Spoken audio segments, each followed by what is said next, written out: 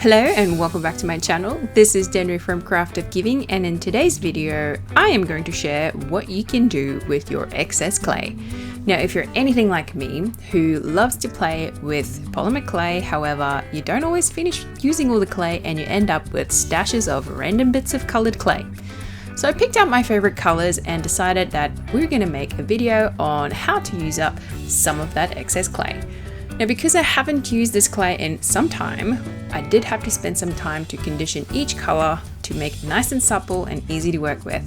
So I'm using my handy dandy polymer clay pasta maker that is just for my clay, and I condition my clay by rolling it through several times, changing the size of the opening to make it go thinner and thinner and thinner to condition my clay every time.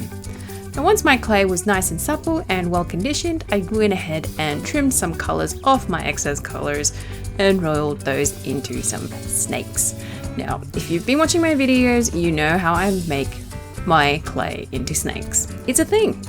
So I went ahead and rolled all my colors out into various size shapes or sizes of my little clay snakes, and then twisted this together. Now the idea here is to create a marbled effect.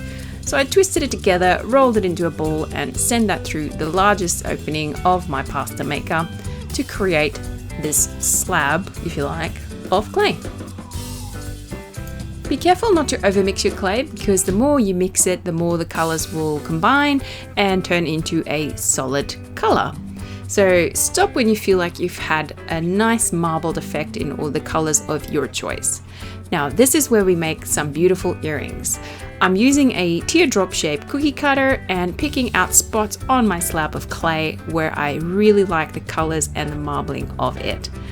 Now in hindsight, or out of experience here, I would suggest making the hole a little bit closer to the pointy end, because I did have trouble fitting my finding into that to create the dangly bit of your earring, but I had to create my own finding to match the size of that little space between the hole and the end of the teardrop. Just a little tip to learn from my mistakes.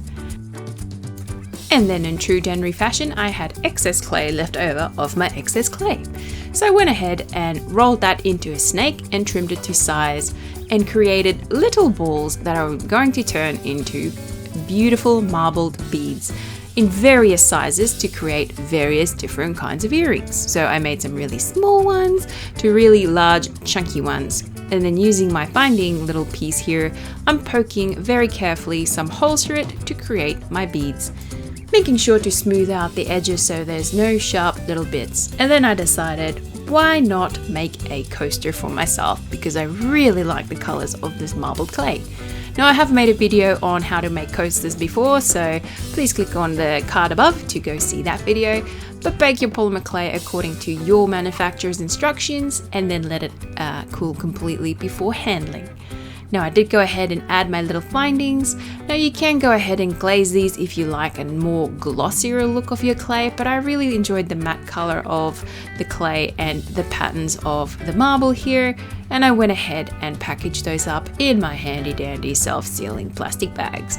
Now it wouldn't be a Craft of Giving handmade video if I didn't add a handmade little sticker on top, just to let people know that this was handmade. What I love about these earrings are that they are so unique and no two are the same. If you like this video, please leave me a comment down below. Let me know what kind of videos you'd like to see and what I can make for you next time. Be sure to check out my other videos. I make videos on handmade gifts and other fun DIY projects. I thank you for watching. Remember to be crafty with your giving, and I'll catch you next time. Bye!